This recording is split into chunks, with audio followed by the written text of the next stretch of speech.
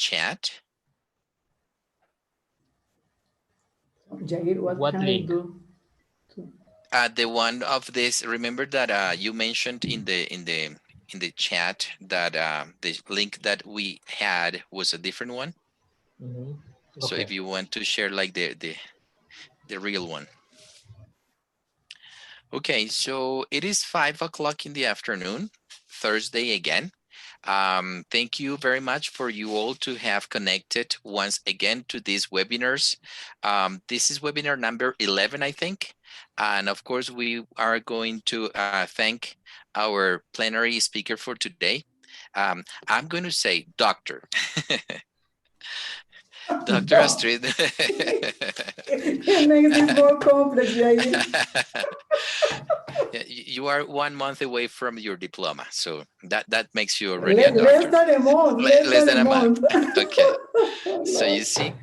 Okay, so today we're gonna be with Dr. Astrid Núñez Pardo, and also important to mention in the chat, there you have the link for this webinar. If you want to copy it and share it in your WhatsApps or in your emails for the ones who maybe didn't receive it, so that they can join us as well.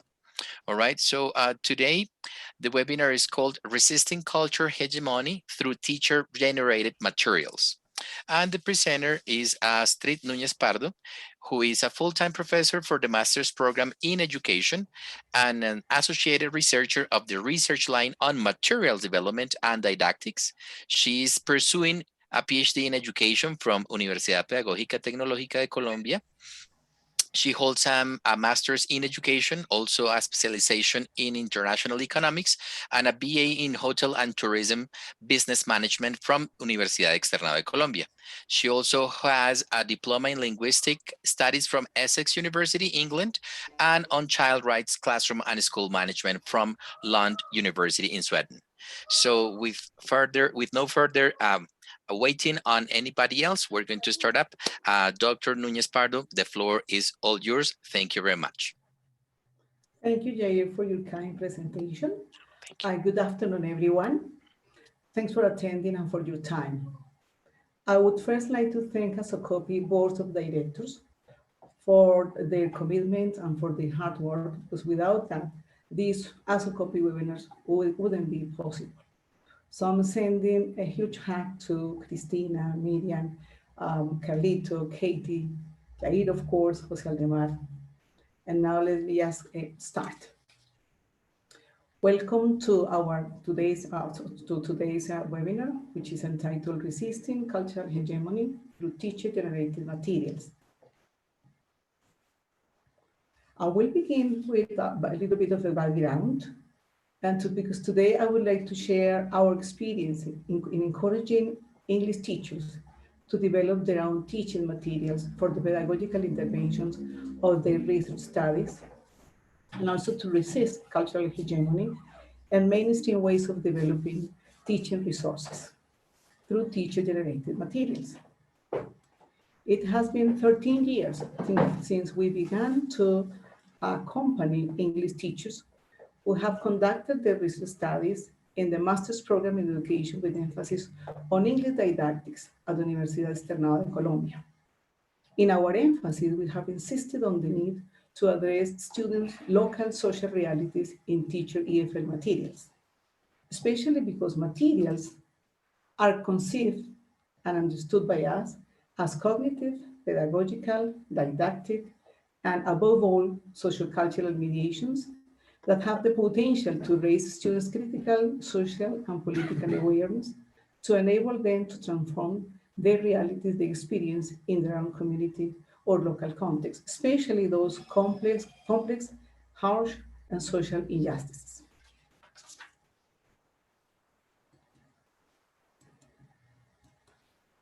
I'm sorry. I have divided the presentation into 5 questions, which I will respond as I go through the presentation.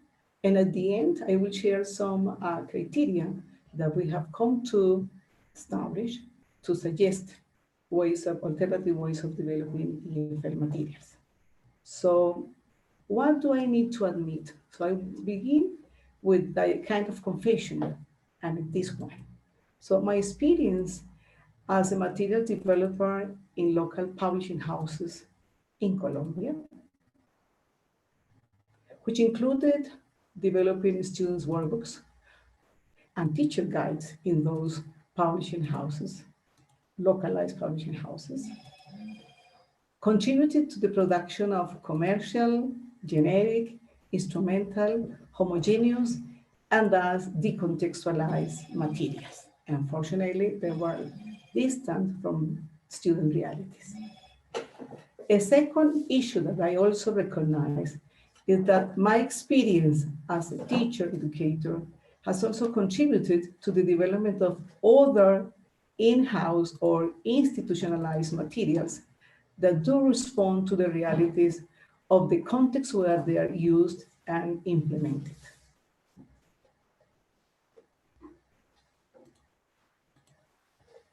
A third issue or thing that I acknowledge is that conducting research in the doctoral program in education at Universidad Pedagógica y Tecnológica de Colombia, UPTC, I have transformed or changed completely the vision that I had, of EFL teaching materials, curriculum, and teaching. So today, I have a critical, social, political, and diverse vision of language materials that I didn't have before. It can be appreciated in the kind of content and themes that are addressed in the materials that our students develop in our emphasis. So today they address social and personal problems, conflicts, and struggles. In the past, there was a great tendency to include cultural aspects regarding festivals, regarding celebrations, regarding staple food, landmarks, and so forth. So now they address gender identity, issues like sexual orientation, teen pregnancy or unwanted pregnancy, bullying, food waste, moral values such as respect, social values such as tolerance, justice, personal values like self-esteem and self-concept, conflict resolution, environmental issues that they can improve, promoting the culture of peace through conflict resolution, and others. The second question reads, is there a need for developing EFL materials despite the plethora of available resources in the publishing industry? As you know, we find all sorts of materials in all sorts of colors, designs, and technological gadgetry. So the answer then is yes, despite that plethora, abundance of materials, there is an urgent need for teachers to start developing their own materials. I do believe in English teachers as subjects of knowledge, as actors in the educational art, as people that are critical, professional, creative, and with the pedagogical and discipline knowledge to propose their own teaching materials. So after being part of the publishing industry and later critically analyzing their content, my concern is then the decontextualization of those EFL materials, in particular the EFL textbook, which is the most used resource in language teaching and learning all over the world. The problem of those EFL materials, books, is that they do disregard or make invisible or misrepresent the complexity and diversity of sociocultural context of human plurality. Unfortunately, many teachers stick to textbooks, but we persuade every time and encourage English teachers to begin to develop their own teaching materials because there is a historical debt in representing congratulatory, invisible, hegemonic cultures. So then there is a need, an urgent need, to start deconstructing cultural dominance. So there is an urgent need for more symmetrical relationships and also representation of culture, of cultural diversity. The third question that I pose here is, what is the problem with the EFL textbooks? So I have identified, after analyzing them critically, that there are three main problems that are closely related or tightly associated to each other. The first one is that the EFL textbooks are used as subaltern tools, and it implies that teachers are seen as unable to produce knowledge, but to consume. And of course, teachers have all they need to produce materials. They are agents of permanent change. They are subaltern intellectuals. They are critical thinkers, and they have the pedagogical, the disciplinary knowledge they need to develop their materials. And above all, they know the teaching context or pedagogical context. The second issue is their instrumentalization and a critical use of predominant and decontextualized content and foreign methodological assumptions or methods, in which teachers become technicians or reproducers of predetermined and decontextualized curriculum and knowledge. This in turn provides an increasing context of globalization that replicates and perpetuates asymmetrical relationships between the dominant and dominated cultures, which is not appropriate for foreign English in local settings, for learning English as a foreign language in local settings. So there is a representation of aspirational and admirable culture, which is hegemonically imposed. Finally, the imperialism of a commercially oriented publishing industry, which is also supported by bilingual policy that associates or relates English to globalization, which means to exploitation of individual beings, to productivity, to competitiveness, and also to that maintains, the ideology of knowledge-based economy, in which knowledge becomes an economic factor, or it is a key source of growth in global economy. So then, having identified these three problems of materials, in particular of the EFL textbook, then what are the guiding concepts to embark upon this academic and creative endeavor, as it is defined? Material development is conceived as a field of study and also as a practical endeavor or undertaking. So then, what are the guiding concepts? So we revised the concept of culture and EFL teaching and learning, and also EFL teacher-generated materials. Let's begin with culture. Culture, as it appears on the screen, in broad terms, is understood as a dynamic, multidimensional, and transformative concept. That is the way we see and understand culture. And of course, this concept contemplates the context in which people interact with others. Culture contemplates ways of living, thoughts, behaviors that hold individuals of our community together and which is propagated across generations. Scholars have identified two types of cultures. One is big C culture and the other little c culture. As you can see on the screen, big C culture, and you can observe as well the photograph there, the work of art. So then big C culture is observable, visible, congratulatory, static, monolithic. It refers to traditions, lifestyles, celebrations. It favors dominant cultures, particularly in EFL materials.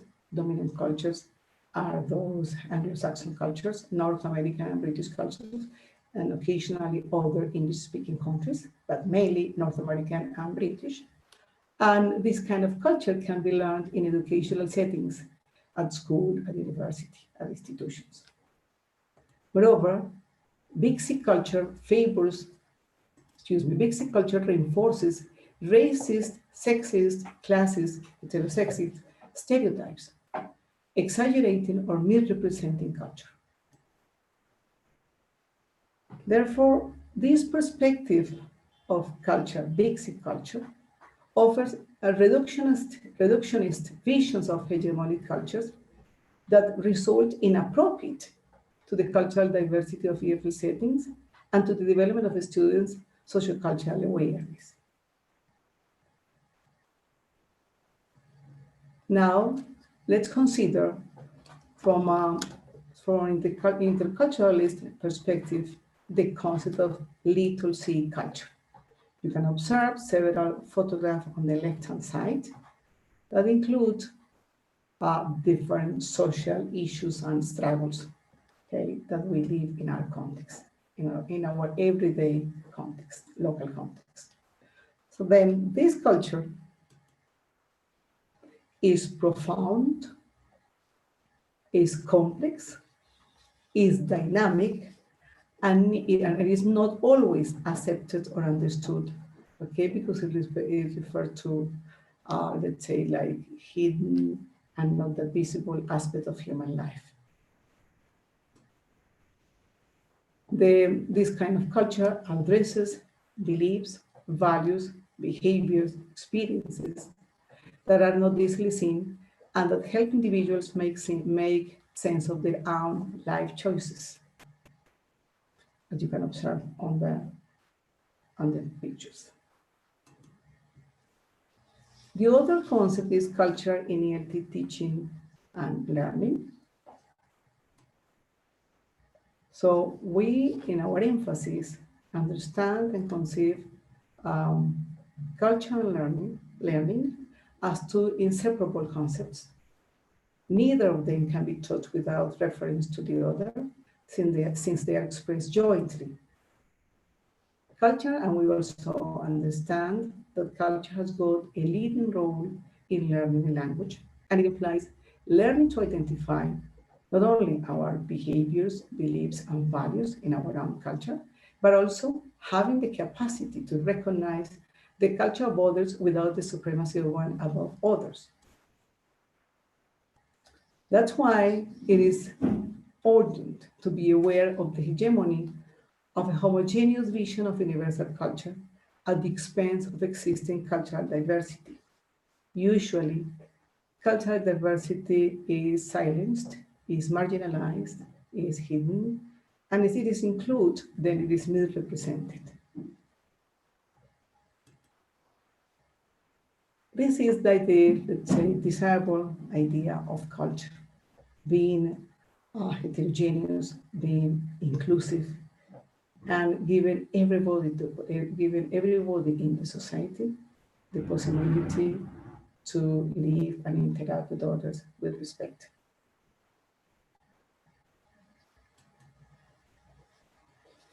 Teacher-generated EFL materials is then the other core concept that we have, let's say, built throughout years of research in our emphasis on English didactics. So then teacher-generated or teacher-created, teacher-built, teacher-designed, teacher-developed materials are conceived as informed and developed in response to student realities, experiences, life experiences, circumstances in their local context. And, those experiences are in permanent dialogue with other realities of the pluricultural universe. Teacher-generated materials can be of many sorts. English teachers can develop workshops, worksheets, modules, learning activities, and the like. And there are also advantages in teacher-generated materials. So far, we have identified that localized materials make sense of learning, help students make sense of learning a foreign language because they can recognize themselves and identify themselves with the circumstances, experiences that appear in the materials. Teacher-generated materials also generate meaningful learning settings because when we bring to class content or themes that are relevant and pertinent to our students' lives, they do engage in learning. It raises motivation, it raises class participations, and they concentrate in class so they can read, make sense, and then be able to assume and stand in front of the issue that is being discussed or presented. The generated materials also raise students' cultural understanding and cultural, cultural and intercultural awareness. These materials also foster transformation of students' harsh realities. So it means that they are not condemned to live in those problematic circumstances for their entire life.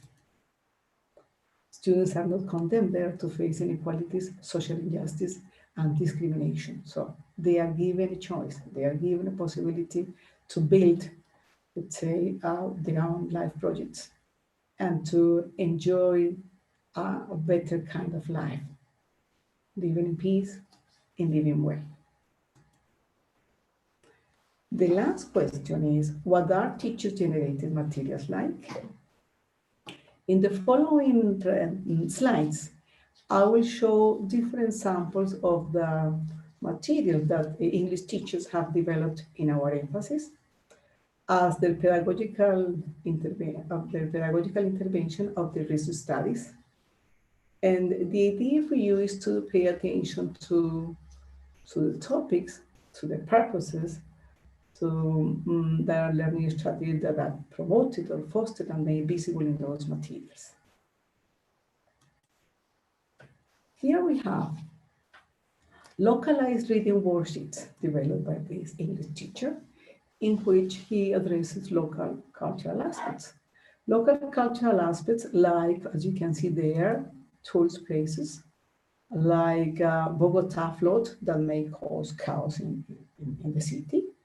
We also observe there Monserrate and La Candelaria, which is a neighborhood that tourists enjoy visiting.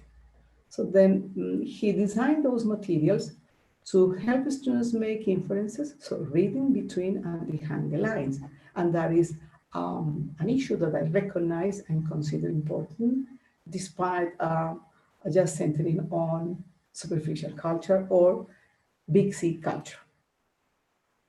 Was also taking students away from literal reading and grammar and lexical aspects, because in commercial and decontextualized materials, there is a tendency to offer learning activities that center on bare, decoding, plain decoding, or identifying literal aspects that they can recognize immediately without interpreting or without making any sort of inference. In this case, the teacher was adding, inferential reading and using strategies for students to be able to do so.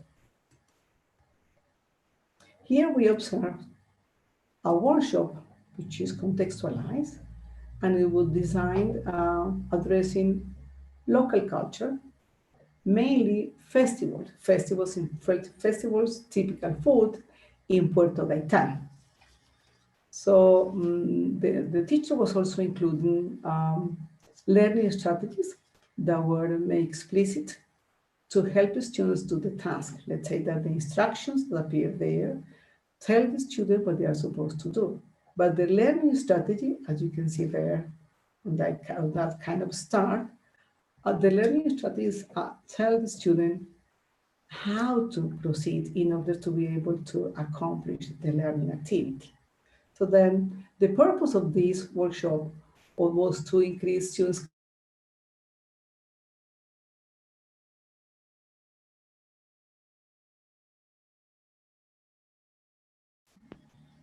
Here we see samples of worksheets underpinned by the inquiry process, in which students are invited to explore, and then they continue with a guided inquiry, and after that, independent inquiry. So the English teacher wanted to develop those problem-solving skills like observation, prediction, interpretation, and communication. So they have to observe, school orchid, and they have to see plants as well in their homes and report what happened in each one of the stages, completing the different activities that the teacher designed. These materials were developed using watercolor drawings, as you can see, so it is completely original. Here we have other sort of materials. The teacher developed an e-learning platform with the digital contextualized workshops and flip shop stories. So the idea was to invite students to reflect on, let's say, personal and social conflicts, usually dilemmas that they face at home and in school, with the idea of raising motivation and also improving or enhancing students' composition writing. You can see on the screen the photograph that the English teacher used were our students. And here we have all sorts of activities. The teacher also wrote the dilemmas, stories for them to, and recorded her voice reading stories. So created everything for them. So this e-learning platform comprised contextualized workshops based on flip short stories about personal social conflicts to foster third graders composition writing and motivation in an EFL classroom at the private bilingual immersion program. So it was a success in that school, and this platform was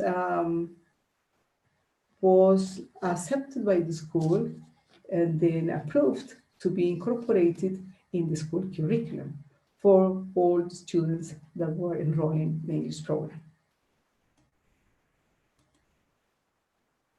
Here we observe teacher design workshop uh, whose title is We Can Change the World.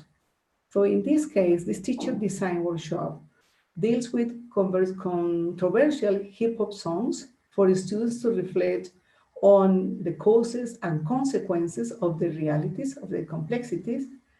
And the purpose of the workshop was to have students to assume a critical stance, as you can observe as well in this one, bullying, and then story created by the same student. And after that, the teacher invited them to identify certain aspects regarding bullying.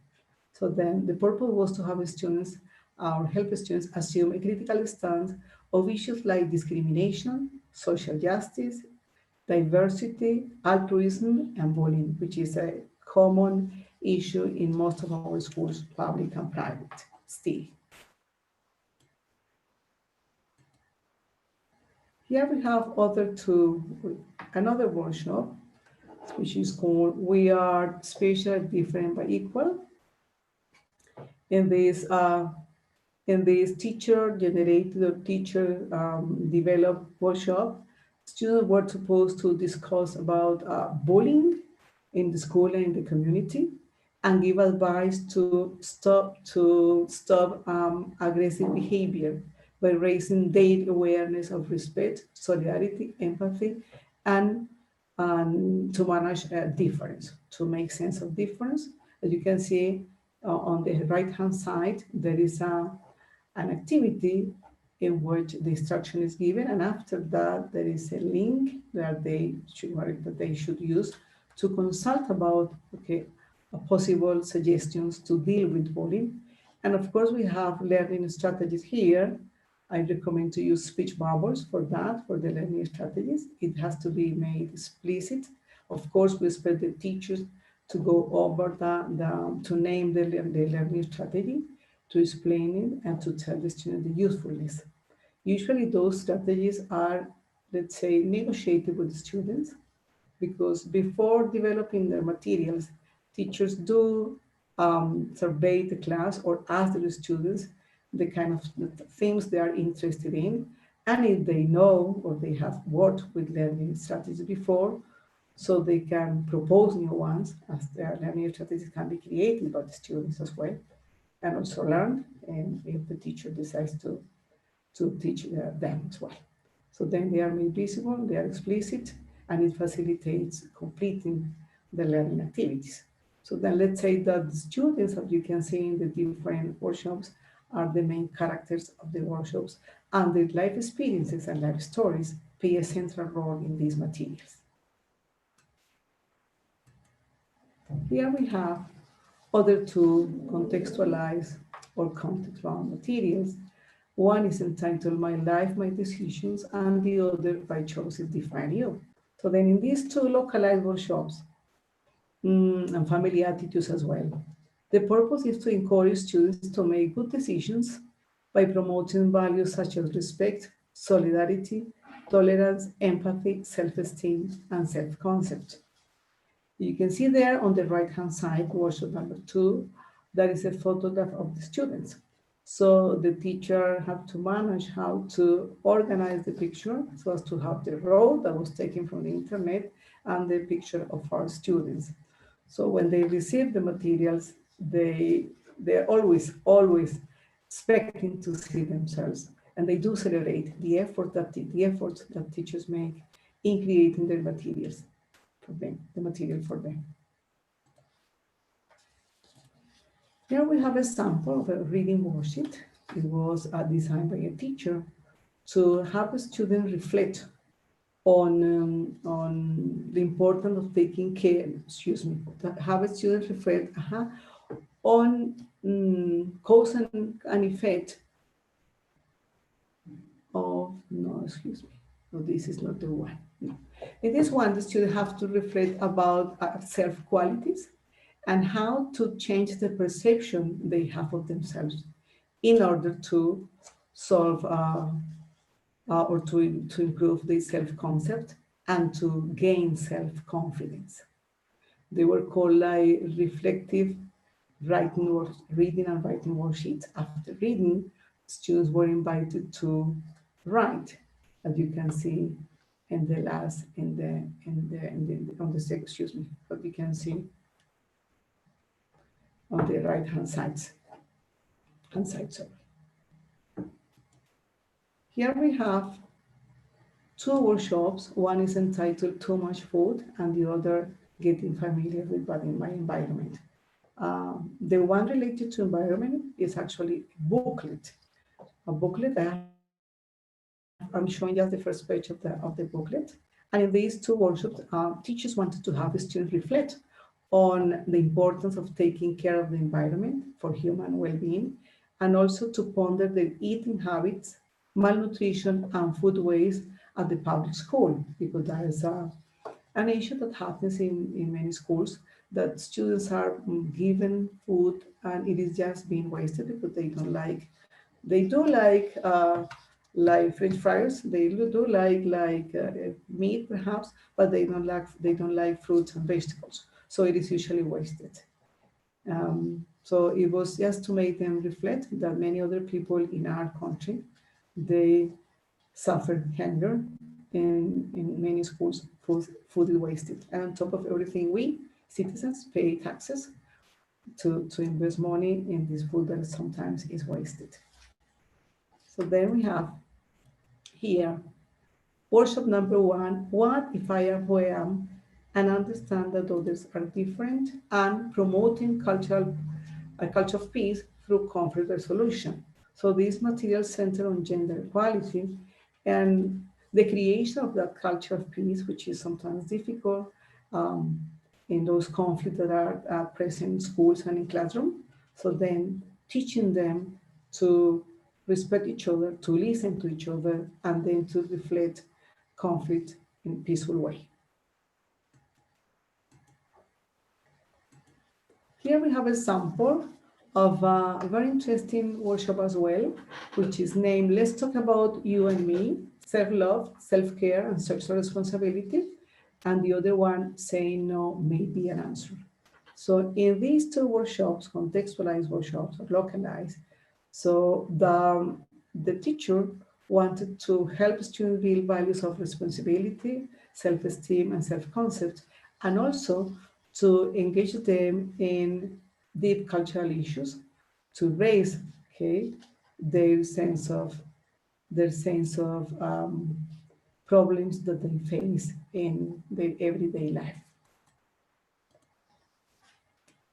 Workshop number 1, entitled Ready for the 24/7 7-day job, which is teen pregnancy. So this workshop was designed on teen pregnancy or unwanted pregnancy in the public schools to raise students' sexual responsibility and awareness of birth control method, because they have a very high rate of teen pregnancy every year. Fortunately, after implementing this workshop, the rate of teen pregnancy lowered down to zero. What the teacher did was to invite a girl that faced that experience, and a boy as well. And then they told story in Spanish, and the teacher wrote it in English for them to be watched in class. He also recorded audios from the girl, from other teachers regarding this situation. As you can see in this red part here above, he uses the learning strategies to help them develop the proposed activities. And here we have a very interesting module, context-bound modules that consist of teacher-composed anti-adapted songs to raise students' motivation, emotional appeal, and participation.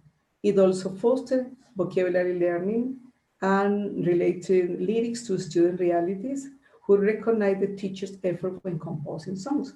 So while teaching them, the students, vocabulary, the teacher had an interest in raising cultural awareness, especially local cultural awareness, because sometimes our students know more about countries abroad than our own country. So then that was the idea. And here I have another, okay, 2 pages of that module. This song that he composed is called Our Animals, and the other one, What If I Say? So in both, he was using the science cut that they were supposed to address in the program to sing with them. And in that way, they did learn vocabulary in a faster way and more efficient way. And finally, the promise. The promise is criteria for teacher-generated materials. So this is a set of criteria that includes several aspects to be considered when developing teacher-generated materials. So it is a list of 10, okay?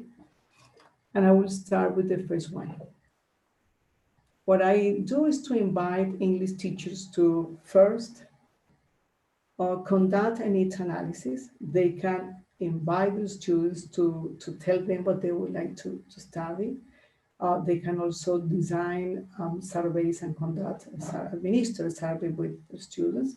They can also design questionnaires or interview the students, okay, and the school community to start identifying the needs, the real needs, okay, of the context. So the first question in this checklist for students to keep in mind when designing their own materials is, are they based on an analysis of the local, sociocultural, historic, economic, academic, and aesthetic needs of the students in the local context or communities? So then in the survey or questionnaire or interview, all these issues should be asked in order to gather relevant and pertinent information to make decisions regarding the content of our materials. A second construct is, a second criteria that we are supposed to consider when developing materials, contextualized or localized materials, is to ask if the materials are going to be structured under a contextualized framework of components that account for a teaching sequence or pedagogical sequence as a coherent didactic procedure organized in systematic stages. So I always recommend English teachers to begin with establishing a learning objective. So objectives in terms of learning, not in terms of grammar, which is, I would say that is a tendency in English teachers to establish learning objectives in terms of grammar. And the idea is to establish them, okay, in terms of learning how to use the language that they have learned in expressing their own experiences or their own life projects. Number 3, do they foster the creation of conscious use of learning strategies as a valuable pedagogical resource in learning awareness? So as I mentioned when showing you the workshops and the worksheets, that I strongly recommend English teachers to consider making the learning strategies visible and explicit in them. So telling the students what they are, the importance of using learning strategies, and in most cases they are negotiated with among students and the teacher. So the ones that are included are those that the students know how to handle, or the ones they prefer, because there is certain preference for certain strategies in students. Number 4, does the content refer to students' life experiences regarding deep culture of human beings in permanent or constant dialogue with other experiences of the pluricultural universe presented in multimodal tests of diverse genres? So this is as I see materials and as I conceive them, a pertinent aspect to consider, because life experiences, in my view, and I do recommend this, should constitute the content of those materials. And those life experiences in our teaching context, in most of the cases, regard those deep cultural issues of human beings. So those complexities, those harsh realities that they face. We have students that get depressed easily. We have students with eating problems. We have students that get pregnant without being ready for that. And we also have drug consumption, abortion, all sorts of problems, okay, in our teaching context that we need to talk about in class. Gender, for example, sexual orientation, gender identity. Those are things that we should bring to class and talk about that, so students can make sense, okay, of those problems, and also think of possible alternatives for them to transform those realities. So then they should be this content regarding our experiences and deep culture should be in constant dialogue with other experience in the world, because as we have teenagers here, there are teenagers in the region, I mean Latin America, teenagers in the outside the world, okay, we can see other countries that are not English-speaking countries in which learning English is, let's say, purpose of the bilingual policy.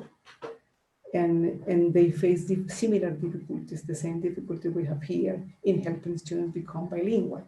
So then they should be presented in multimodal tests of diverse ranges, genres, excuse me. So in multimodal tests, because today students read not only printed passages, but they also read, let's say, web pages. They also read pictures. They also read body language. They also read graffitis. So then, as you can see, the content should be presented in different ways and also in different genres, because the problem with the commercial materials is that after doing that critical analysis I told you at the beginning, is that the passages are rather descriptive. They narrate superficially some topics, not themes. So, and the causes of inequality and social injustice or rights are not discussed. So then, when I say different genres, I mean that all sorts of text genres should be included, not only narrative or descriptive, but also argumentative, which is the idea, or controversial, the idea to generate debate and generate reflection, discussion, and alternative solutions to existing problems. Number 5, our students' life projects are subjects that are unique and with diverse capacities and ways of being, feeling, dreaming, doing, acting, and living, considers to construct shared visions to generate other possible worlds. Well, student life projects should be addressed in these materials, because asking them the idea they have or the purpose in life and what they want to be in the future could save many lives from drugs, from depression, or from hopeless teenagers that we have in many schools. So this is a difficult world, and especially in these times when students are being left, let's say they are at home, the parents are working, some are working there at home, some have to continue working, so they are left alone. And we know that face-to-face interaction is important in all sorts of fields, but in learning a language, it is a must, I would say. So then they are just interacting through the platform, but many of them in public settings don't have the connection, they don't have access to internet, they don't have any computer or cell phones to be able to connect and then solve the activities that are proposed by the teacher. So then number 6, Are the learning activities proposed aimed at using English, the English language, with a communicative purpose in reciprocal interactions among the students, the teachers, and other members of the students' pedagogical community context? So the idea of teaching a language is to have the students using the language to communicate, to discuss, to debate. So the learning activities should propose interpreting, reflecting, discussing or debating, and also transforming those realities. Number 7, do learning activities promote the development of higher order thinking skills, HOTS, and imply the critical use of technological resources? As I was saying, the idea is not only to propose learning activities that imply reading and just identifying lexical items or literal ideas in the passage. On the contrary, the idea is to have them making sense of what they read, deducing, making inferences, summarizing, and creating and transforming. Number 8, are they underpinned by context-sensitive methodologies to language teaching and learning that relates to critical pedagogy? In our emphasis, we do encourage English teachers to conceive a context-sensitive methodology or a localized methodology. To do so, they are invited to read archival documents in school to identify the guiding principles of the school. They are also invited to read about critical pedagogies, starting, of course, with Freire, Giroux, McLaren, and other scholars that have proposed all sorts of different sorts of um, critical pedagogy to inform the material, because all the material that we find, the ones that are available in the publishing industry and the ones that we develop in our emphasis, they are underpinned by a particular methodology. And it is true, English teachers do have the tendency to continue replicating meaningful learning, communicative approach, task-based learning, project work, but they are just, let's say, replicated, reproduced, and maintained without localizing them.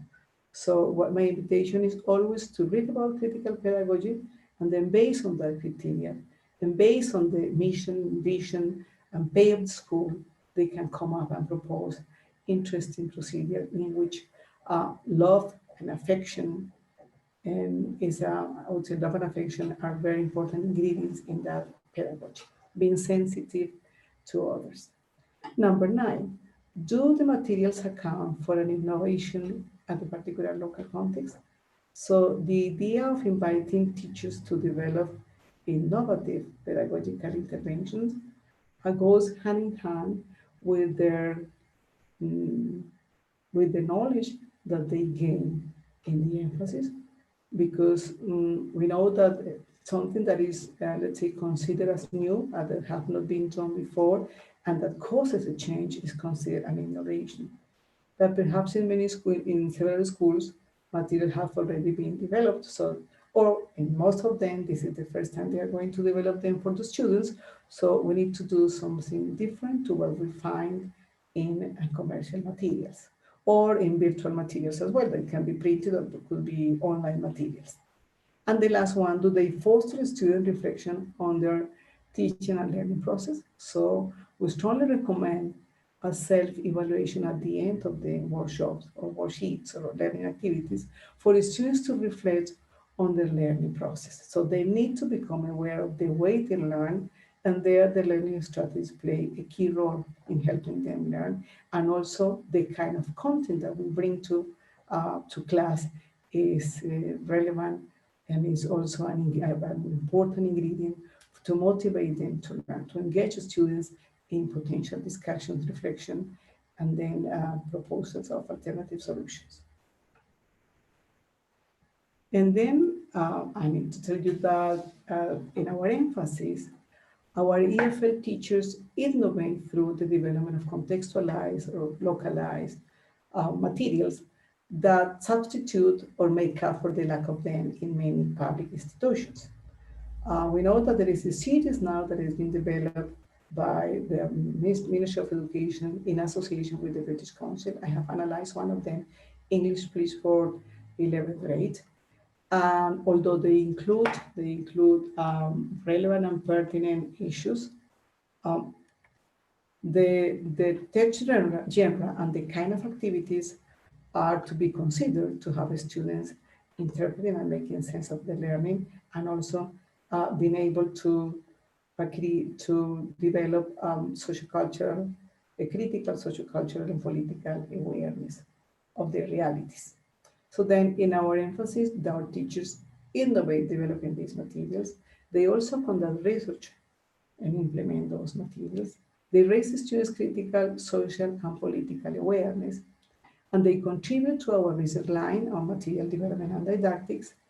And the last thing that we invite them to do is to publish the result of their studies in the series that we have on to publish with them the result of their studies. So we have so far 5 published research books, and there is the white one that is in print, and excuse me, the second evaluation, and then it goes to the printing process. So this is basically what we do. I don't know if, how much I spent. And You we still have 9 more minutes, and we still okay, have some time for questions. I okay. think thank you. Well, first of all, thank you very much for sharing your information. And there is one question, Jimena Bonilla. If you you were raising your hand, I don't know if you want either to type your question here in the chat, or if you want just like to activate your microphone and ask directly Astrid your question.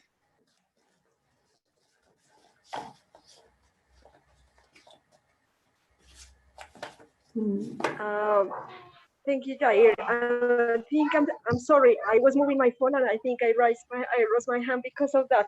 It was not a question, but thank you very Sorry. much. Hello, Jimena. Hello, dear. How are you? But nice to hear Astrid again. Thank you. Okay, thank you, dear. So if you were in a face-to-face classroom, you were just stretching out, right?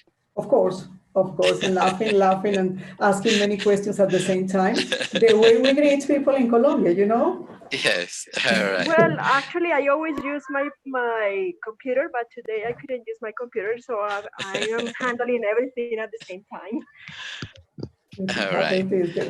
Okay, now we have questions. Edgar Lucero has a question, and he says, if you could please let us see the books published. Thanks. The books, okay, let me just go back. These ones? I think so. Yes, he says thanks. Okay, these are the ones that we have so far published in our emphasis. It is a tab that we have that we started like 13 years ago, and there our EFL, our teachers have the possibility to go publish and then socialize their findings in different chapters. We also publish there the professors in the master's program on English didactics, our research studies. All right. Adriana Sanchez, who already presented here with us in these webinars, is thanking you, Professor. And she says she hopes it encourages more and more teachers to design contextualized materials. Also, Jacqueline says that awesome, Professor Astrid, you're such an inspiration. Daisy Perez says this was a wonderful presentation. I really like this topic, quite relevant. Thank you. Thank you. And thank you, Adriana, as well. Good to know that she was there. Yes. I can see everybody here. I don't have the possibility. Only see like 4 people. Yes, we are 60 people, and everyone of course is thanking you. And now, well, if there is no further question, I would suggest, of course, to contact Professor Astrid. Yes, there is one question. Please let me know. No, there is one hand. Oh, I'm sorry. Hussein?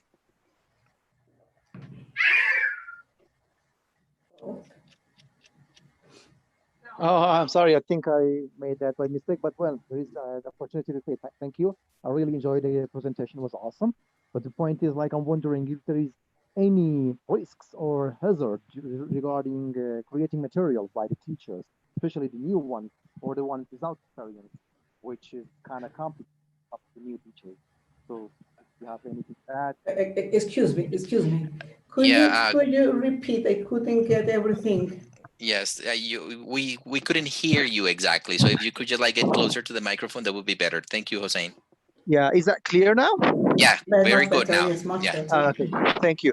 I really want to thank you because it was a very, very interesting and lovely topic. I really loved it. But I wanted to ask is there any hazard or risks regarding new teachers designing materials, since there might be some errors, grammaticals, or any kind of errors, which is maybe complicated for the students.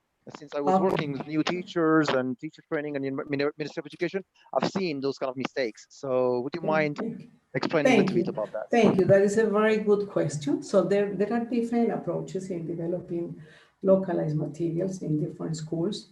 One idea is to invite like the 6 or the 4 or the 3 English teachers that work for the school and then start developing the materials after conducting the needs analysis and considering all the aspects that are relevant in developing materials. So they do have pedagogical knowledge and discipline knowledge. However, grammatical mistakes could be maybe possible. So then the process usually includes going through proofreading, stage in which somebody with a good command of the language, with a high proficiency level of the language, reviews the materials. And let me tell you that even in publishing houses, and after reviewing, after having those materials reviewed and proofread, sometimes there are mistakes. Sometimes the idea is not to have them, of course, but then always when they are ready, they go through a process of language review or editing process before being published, of course. All right. Thank you very much, Professor, for answering that question. And I'm going to read one question. Someone. Jair, could you repeat the name of the he's teacher? Hossein. He's Hossein, and he is an international teacher here in Colombia. He is from I'm sorry, I forgot where he is from, but he's from the Middle East. Right. All right. Okay. Okay. Thank you, Good. Hossein. Thank you. Hossein Podine. All right. Okay. Okay. Thank you.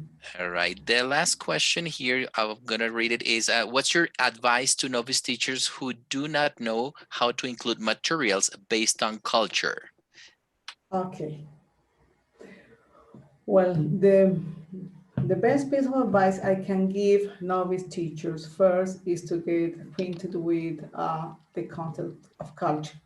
So we need to understand what culture is, and we need to make a decision in deciding the kind of culture we want to favor.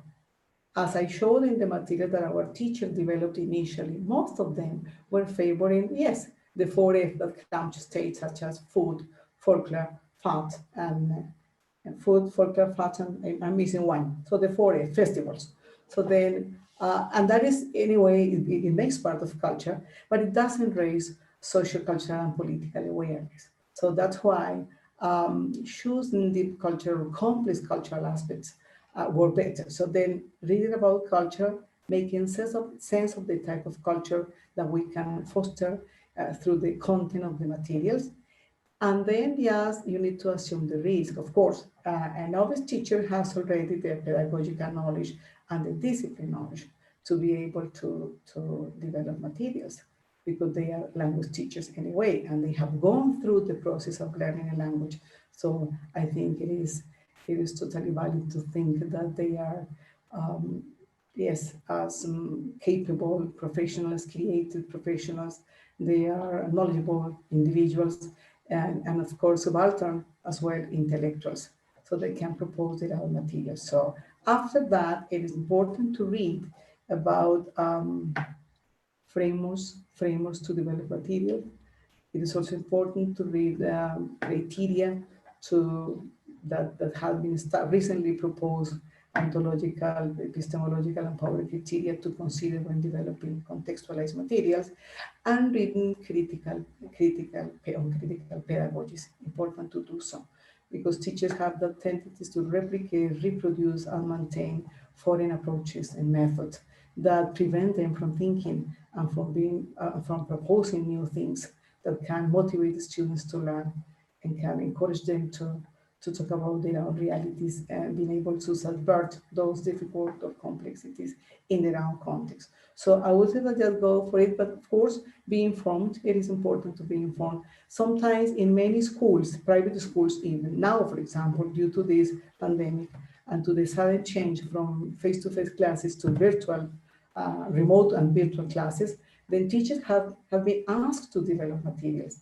Many of them are just taking activity from the internet, but the problem we take different activity from different websites is that there is as I say, a mega decontextualization, because we need to keep, establish a content to be developed, to be deeply developed in a lesson. So students can benefit from that, and not only with, let's say, shallow descriptive readings or listening activities that don't help become critical thinkers. So important to bear in mind that helping students become critical citizens is an urgent need in our country.